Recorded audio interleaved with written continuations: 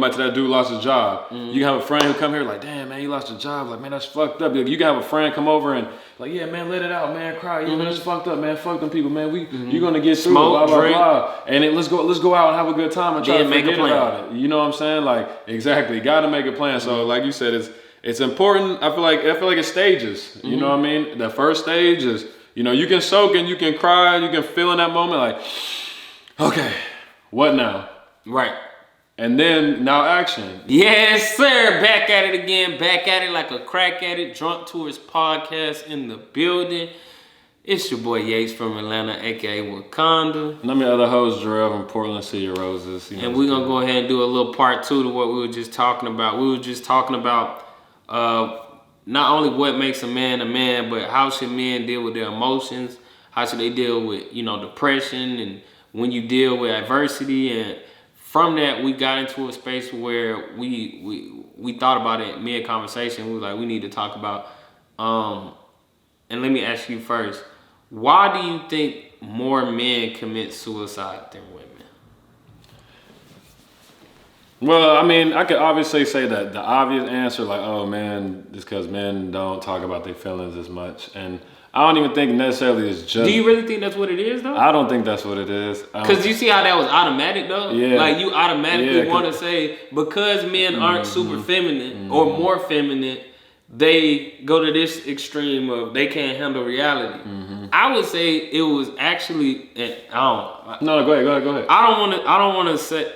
Because I didn't think about it to you. I just realized that was almost would have been my immediate answer, and then I thought like, why? Because that's not even what I really believe. It's just like we've been programmed to think this way that because men don't cry. Oh, he don't be crying, so he upset with the world. Right? No, I think the real reality is men nowadays, especially, aren't prepared for the realities of the world. I think that's real too. I think that's definitely it. Because we'll swing it back to me since you asked. Because I got you know, a family member. I'm not gonna say which one, but I have a family member who, you know, who I feel like has a problem growing up. You know what I mean? And I think that's what made me real. And I know this family member suffers from depression to some levels because of their shortcomings of the world. And I think that's basically what it was. You know, I didn't grow up like some of the family members of my family didn't grow up with, you know, certain figures in their life, you know, certain role models, certain group of friends. So like you said, that proper training for the world just wasn't there all the way, I feel like. So like when the world hit, like it hit on a level that they weren't prepared for, you know. So now when it comes, it's kind of like a damn, like this is what life is. Like life is all bullshit. It's beating me down, and it's this escapable space that they can't get out of because they're so like locked in their head that it's unfair, that the world's unfair, that they're not important, or some people get started at these type of positions.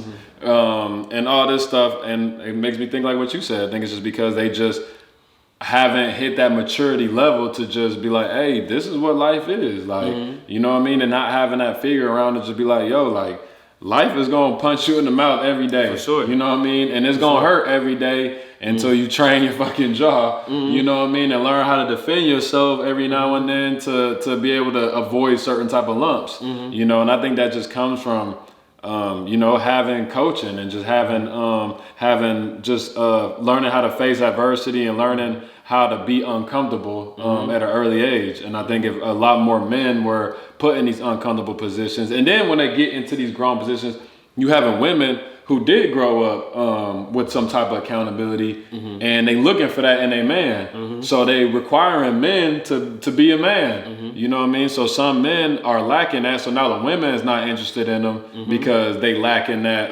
that authority and that control over their life.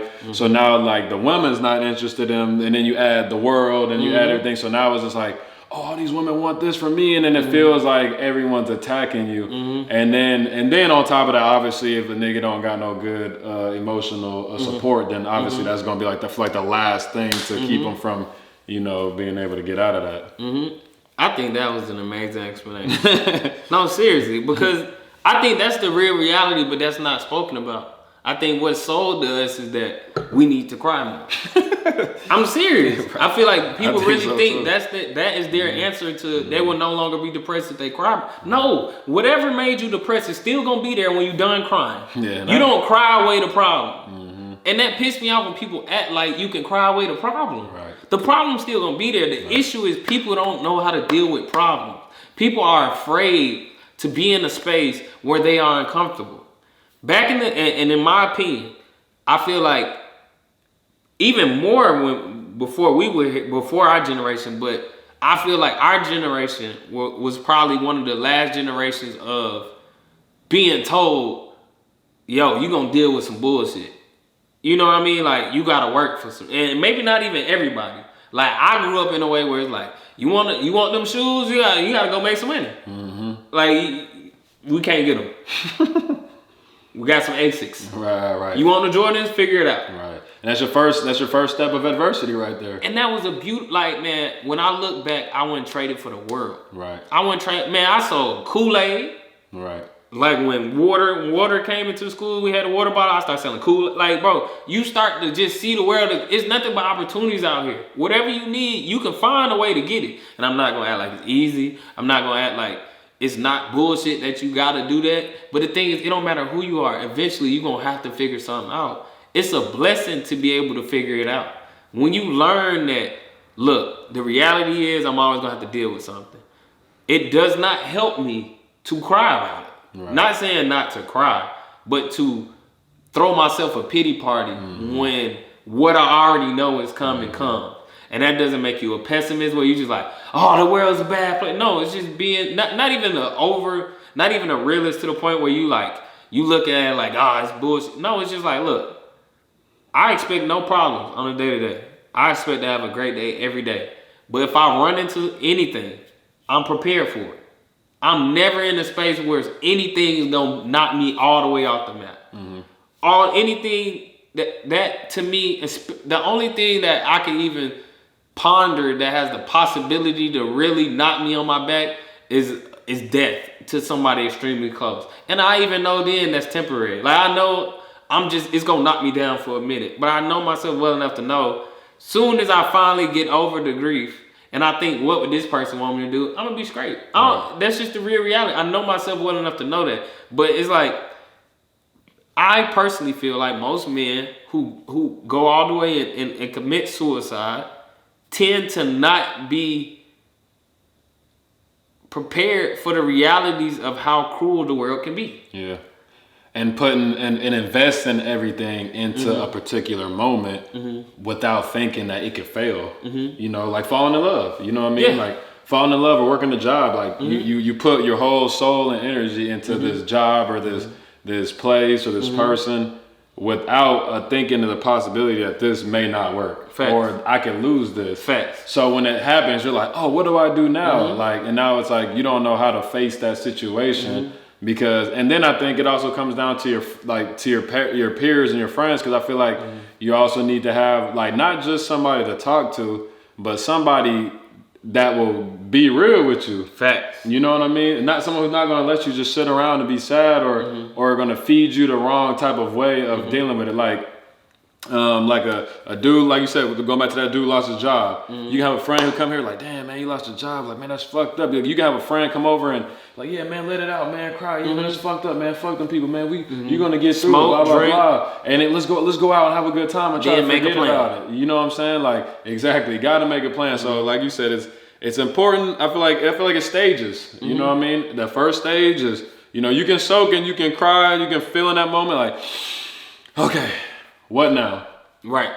And then now action. You know what I mean? Like you can't just keep living and living and living. And it's like it's an addictive feeling. Like you said, you make it seem like it's easy, but turning on that song, like that meme I seen, it was like when you play a sad song and then you play it again because you didn't hurt yourself enough. I'm telling you, bro. Like I'm like that. Like I'll listen to a sad song, nigga, like for an hour. I mean, I'm good. But until I get it all out, and then you move. Because once I get that feeling, like I'm like, all right, like, cause it's like this, it's this feeling like, let me live in this emotion. Cause at the same time, people also make it seem like you're not allowed to have emotions. Like, it's cool to ride the emotion wave for a minute, but at the same time, it's like, the train has to keep moving. You know what I mean? Yeah, you got to keep pushing. So, so like I'll listen to it and I'll think about it and I'll get sad, but then I'll get to the point where it's like, all right, that's enough. Like, you know what I mean? I can't just sit around here and just be whining like a hoe all day. Like, you know what I mean? Like, what do I do now? Or how do I get over this situation? Like, how do I do that? And I feel like that's the important part is, you know what I mean? Knowing the stages, recognizing the stages of situation you're in, and like you said, man, problem solving, man. Really and I don't even think I told you this before, but one of the reasons why I call you my brother and we are, in my opinion, good friends is because I respect you because of that. I've seen you take major business risks, you know what I mean, and put up a lot of money and attempt some big shit, and I've seen it not work out, and I've seen you pivot in a way that most people can't. Right. Most people pivot that way when they absolutely have to the point where they don't even tell you they had to do that and they just disappear. Right. I've seen you focus on figuring it out to the point where it's like, all right, I exhausted all ways, this ain't working.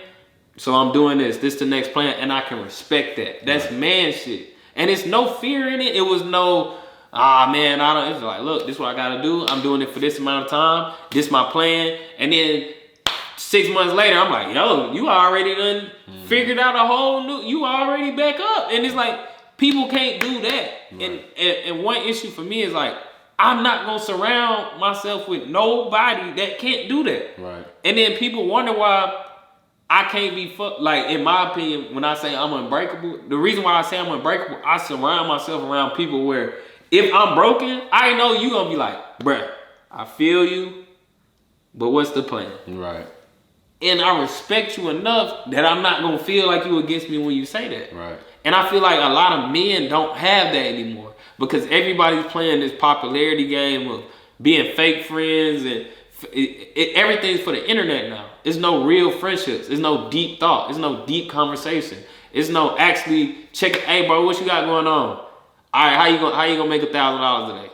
Yeah, just random. I'm just hitting people up. We getting money today. What's the plan? Make some up. All right, I'm gonna hit you back in an hour. Boom. Whatever. Anything for growth. Hey, bro, you work out this week, but you're lazy, but you're getting fat. Figure it out. Boom. Like anything that's like pushing you to be better. Nowadays, it's all about like, I want to be your friend when other people are looking. I don't really want to be your friend. Like, kind of remind me we can go into the next time we shoot a false confidence versus real confidence. And I feel like that's what comes from that friendship thing too, is like that giving you that fake boost, like that's boosting your ego, but not boosting your consciousness, like or your super ego, not your ego, whatever it is. Yeah. You know what I mean? Like, because it's making you feel like, okay, like he's helping me live in this feeling rather than him challenging me to get out of this feeling and grow. You know what I mean? Don't challenge me to stay the same, you know what I mean? Challenge me to grow, you know, and I feel like you said, the internet stuff is kind of like hey, yeah, we support you, like keep your head up, do your thing, blah, blah, blah. But it ain't real. And it's not real, and it's not a real map, you know what I mean? I have lost friends for being real. Yeah. I've lost friends for being like, bro, I understand, and if you want to keep doing this, I'll support you, but I got to tell you bullshit. Nobody cares, work harder. And people don't like it. people. I have been cut out, and then you know what's the biggest shit though? The crazy part, when you look 2 years later, it's like, damn, I'm up and you fucked up. You know why? Because nobody else is gonna tell you that. Anybody you allowing in your space, they gonna have you doing this little bullshit. So it's like, man, you know, environment is everything, man. Environment, ideology, principles. Like, what's your foundation? Like, I got core rules. Like, I'm a man first. Facts. I'm a man first. I'm a man before I'm a business person. I'm a man before I'm a fiance. I'm a man. Like, I want certain things I live and I'll die by. And that's, I will never, as far as I can help it, and obviously I'm human, I can fuck up any day, but I'm always gonna be course corrector. Every day, I want to be able to look myself in the mirror and be proud of it in every situation. And that's not just physical or financial or relationship or anything. It's just principle and principle. I want to be able to look at myself and be like, yeah, I know exactly who I am. I'm comfortable with it. And it's not like one of them fake comfortables where you know, like if I'm fat and I look and I'm like, I love this body, and deep down you hurt, and anytime somebody make a fat joke, you about to cry. And no, you're not happy. Stop bullshit. Like, be like, look, I'm not cool with this. If you look at your finances and you fucked up, don't be like, I'm comfortable though because I'm still happy. No, be honest with yourself. I'm not happy in this area. I'm happy in all these areas. I'm going to figure out how to fix this. If you're not happy with anything, like, I feel like the greatest gift God gave us is the ability to create the life we want. But it takes focus, and it takes attention, and it takes work. And honesty. But people don't like being honest because it hurts. Mm-hmm. Truth hurts. And people don't really understand what that means. People think that's really somebody telling you, which is true, but it's also just the truth in yourself. Like, hey, I'm a loser. Like I lost my job. Bruh. My girl left me because I didn't have no ambition. Like, my parents cut me off because I borrowed money and couldn't pay them back. Like, you know what I'm saying? Like, take accountability for all those things and be like, hey, like, I'm lame right now. Like, let me fix this, and this, and get my shit together. And then once I tackle all these things, like, I'm gonna be able to look in the mirror differently at myself and love myself differently. And I think that's what it's all about, is learning to love yourself again. And the only way you can love yourself again is to make yourself proud of yourself. You know what I mean? And the only way to make yourself proud of yourself is to accomplish things that you set out for, which is why having goals is important, and which is why, like, you know, not living in living in these I don't know, emotional balls of time, you know, where you just fucking stuck in this bubble of just fucking pity and emotion, and you're just like, oh man, this is how life is. And that shit can last years for people. Like, I done seen that shit last lifetimes, years, like, just because the motherfuckers just don't want to be your real. life. Yeah, just because they don't want to, they don't want to look in the mirror and just be like, hey, I fucked up. You know what I mean? They keep blaming other people. Like, look at yourself, like, I fucked up, and I'm finna take care of that now. And yeah, you can always find an excuse, but excuses don't get rid of the problem. You can always find an excuse, but excuses don't get rid of the problem. I'll give you a real life example to somebody that I'm good friends with now, right? About a couple months ago, we were just talking, you know, I spark up conversation with people. They telling me how they back in school and it's hard, and you know, they moved back home with their parents. You know, older guy, I think he's like 32 or something. So he's like, I moved back home with my parents. I'm back in school. I'm about to finish up school. You know, and then I'm gonna get a job in this field. I'm like, that's dope. That's great. You know, what's the issue? Because he was saying like, man, I've been going through it. So I'm like, what's the issue? He said, man, my parents don't respect what I got going on. They don't respect my grind, and it hurts.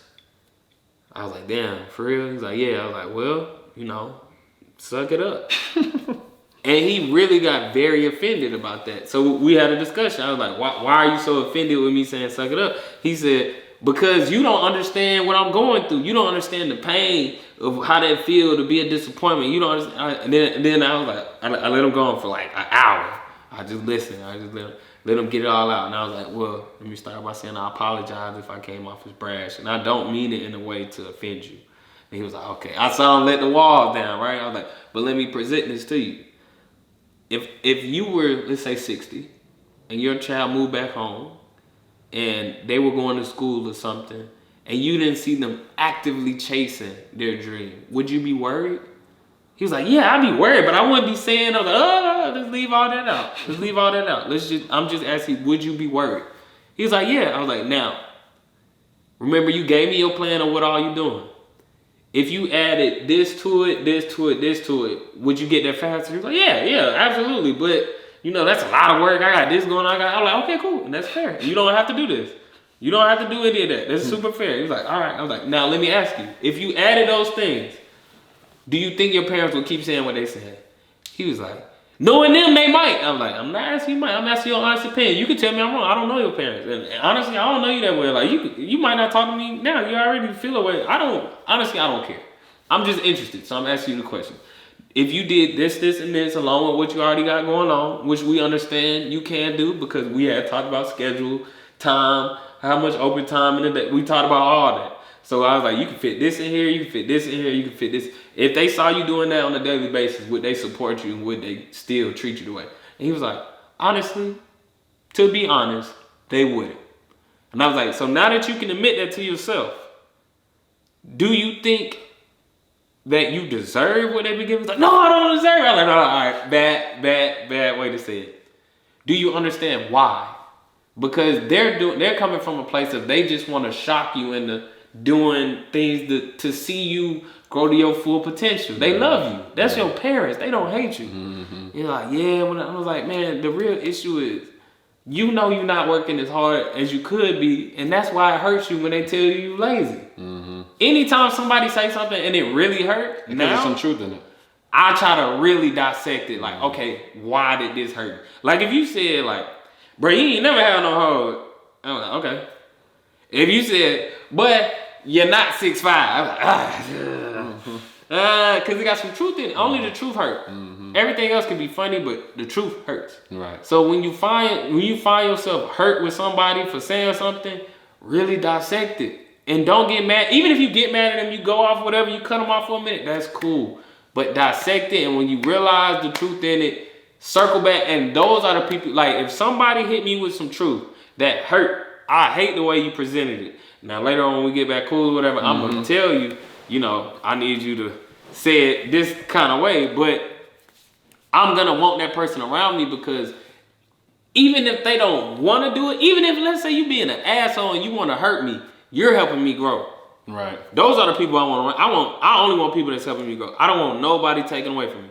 I don't want nobody who helping me be on the bullshit I'm on. Right, helping you feed your fixes. Come on, bro. Yeah, because I mean, are they really your friend if they doing that? That's what I'm saying. Like, you literally pointing shit out like, hey, bro, chill. Mm-hmm. Hey, bro, I know you. Hey, you're drunk. Or you know, whatever. Like, being able to like check me, like, where a lot of people just be like, yeah, yeah, like whatever. Like, it's like, man, yo, surround yourself with people you want to be like. Yeah. You know what I'm saying? There's a lot of things I see in you I wanna take. Yeah, vice versa. So it's like, that's what you need. You know what I mean? And I feel like a lot of men that, you know, deal with super deep depression, they don't have people around them that they respect or want to be like. Yeah. They surrounded by people who either are worse than them or at the same level, and then when they get hit with something, they can't help. If let me give an analogy. If everybody around you is drowning, who gonna save you when you really start drowning? Not a damn soul. If everybody around you swimming and you start drowning, everybody around you can help you. Everybody.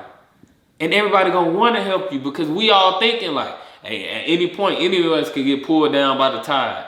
And we might need everybody, or we might need just you. So I'm gonna make sure my people straight. Right. Regardless, like, when I know you will have me, I'm gonna have, even if I don't know if you'll have me, if I know you good for me, I'm gonna have you. Right. If you only hit, and I've gotten this so much over the last 2 years, bro. I have people who only hit my phone when they need to borrow money. That's it. That's the only time they've ever hit my phone. Bruh, you're dead.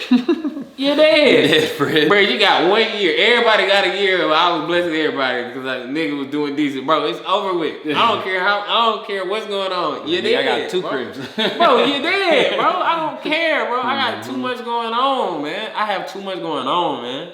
I have too much going on. Even if I ain't have nothing going on, I'm not adding you to the list of shit I got going on now. Right. That's crazy, bro. So I can say that we agree that the base of it is, I guess, a sense of accountability. Accountability. That's lack of accountability. Lack of accountability, I think, sums it up. I wonder if people disagree. The start of that, yeah. Cause I feel like everybody is programmed to automatically say the reason more men are depressed or commit suicide is because they're not in touch with their emotions. And we're saying that we believe the majority of people, because you know there's always or a bigger factor of the majority, right, is the lack of actual accountability and the willingness to do the work to fix the problem. Not being prepared, you know, and also not being prepared for the world in a sense. For sure. You know, like it could be, Shit get heavy, bro. I mean, because it's a lot of, I mean, obviously it's a lot of things that lead up to that, but people can get into diets and, you know, nutritional value. But that's compounded problems. Yeah, but exactly. It's compounded, like if you keep pushing, like we were saying, if you keep pushing it under the couch, at some point it's going to be too much stuff under the couch. Because, I mean, obviously, you know, men can talk more. Like, obviously, you know, your homie broke up with his girl and she dumped him and he feels like shit and his life's been falling down. Don't just be like, hey, bro, let's go get on some bitches and just get in the club and just get around women. Like, you know what I mean? Like, you don't need to necessarily do that. Like, hey, let's just go to the fucking park and shoot hoops and then just, you know what I mean, get some shots up and we'll just talk about it and just tell me, like what's really bothering you. Like, you know, of course, like, stuff like that will help, you know, but... like you said, I think it's more so facing reality. But I also am a big believer in when you are holding yourself to a high standard and you are holding yourself accountable and you chasing something, people, like-minded people will find you. And it gets a lot easier to have those people you can talk to. But as long as you bullshitting, the people who gonna be attracted to you are gonna be other people who bullshit. So when you're going through some bullshit, people who are already dealing with bullshit don't want none of your bullshit. Like, I got enough shit going on. I got enough bullshit, bro. I got enough shit. Right. It's a shit factory over here, man. That's why, like you said, it's important to add that value to the friendship and come with some wise words and come with some motivation, some legit motivation. You know, and vice versa. That way, you actually, like you said, we actually can lean on each other. Like, all right, like helping this person like identify his problems and then helping that person solve their problems. Not just helping the person identify problems, but allowing them to just live in the problem. Hey, but that's gonna do it, man. A lot to get off the chest right there, real heavy. You know, a big topic in the world. You know, all my fellas out there, keep your chin up. You know what I mean? Handle your problems, handle your business. If any dudes, because I've actually dealt with a lot of people in suicide. Thank God nobody's actually completed, but I've had a few overdoses. I had a few attempts. I had a few, not me personally, but like very, very close people to me. And I've had to be there for a lot of people in my personal life. If anybody out there who follows us or listens to us is somewhere teetering on that space of needing somebody to talk to, wanting to give up, feel like they have no point, and you reach out to me, I promise you I will make time in my schedule to talk to you and help you figure something out. But that's only if you want to make a plan to be better. You gotta want help to get help. I am not taking on nobody problems. Honestly, fuck you. Fuck you. I don't care. That's not my issue. If you want help, amazing. Nobody can save you. Nobody was put here to be your lifeguard. I'm gonna tell you, because you probably ain't gonna reach out to me. You probably ain't gonna tell nobody even watching. I'm gonna tell you the truth. You're bullshitting. You fucking up. You dropping the ball. Somewhere along the line, it's not just life happening to you. You created this life. What you did 5, 10, 15, 20 years ago, that puts you in this position of bullshit right now. Stop blaming the world. Stop feeling like people should feel bad for you. Stop feeling like, woe is you, time for a pity party, this is hard. Fuck that. You are, if you feel like you're worthless, and it's your fault. If you want to be better, accept the fact that you fucking up and say, okay, what do I need to change right now to be 1% better? And do that every day. If you do that consistently, you will be better and you will be so much happier. Even if you're going through bullshit, when you know what you're chasing, you can be happy in the moment. When you're man, there's a book called Outwitting the Devil. Amazing book. I say check that out. But one of the core concepts is the idea of drifting and the idea that you flow through life. If you get used to just flowing through life, like you're not creating life, where does every river flow? It always flows to a cliff. Always. Don't just flow through life. Create it. So I'm sorry that came off harsh. And if you need to talk and you ready to, do the work and you want to do better, I want to have you around me. But but for real though, you know what I'm saying? If you somebody, who dealt with some real trauma and stuff in your life, physical violence and stuff like that, obviously, seeking professional. No excuse. Why you deal with it? Get out of there. Stop dealing with people like that. Stop being around the environments where it's at. Stop looking like the shit happened to you for no reason. You did something. Unless you were a child, you did something. If every boyfriend beating on you, stop looking at it like men are evil. No, you choose pieces of shit. You choose pieces of shit. If you a nigga and all your girls cheating, you choose pieces of shit. Like, stop, bro. Man, I hate that shit, bro. Bro.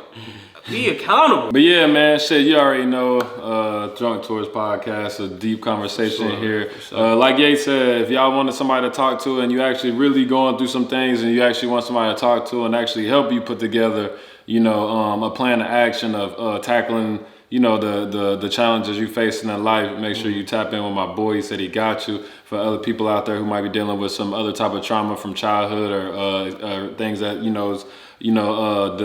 just unspeakable things that, the realities of life. Facts. Then, obviously he's probably seek a professional. But, here at Drunk Tours Podcast, we welcome everybody to open arms, man. Make sure y'all tap into all episodes. We're on every social media platform there is. So. Well, let me say this. Whatever's happened in your life, it's already happened. Good, bad, indifferent, it's happened. That's just the reality. It's happened. Where can you go from here? I don't care at what space you're in, how depressed, how whatever. If you can really recognize that, like, look, this has happened and I want to grow, there's something you can do. Even if it's just, I want to be happier, or I want to forgive this person, or I want to be closer to my family. I want to be able to fix this. Whatever you think for you. Don't think about the end goal of, I want to be this in 10 years. Just think, what can I do right now to be 1% better than I was yesterday? And just do that.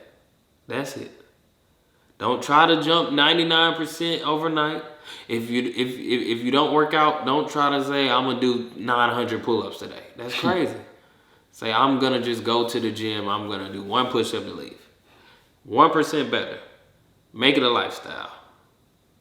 That's it, man. Drunk Tours Podcast, you heard it. Follow us on all social media platforms. Available on Spotify, Apple Music, YouTube, Twitter, all that. Apple Podcast. You know where to find us. Or you just type in Drunk Tours Podcast on Google, you know what I'm saying? Because we're famous like that. For sure. But yeah, tap in. Shout out to the family and all the watchers. Man, love y'all, man. Appreciate y'all for tapping in.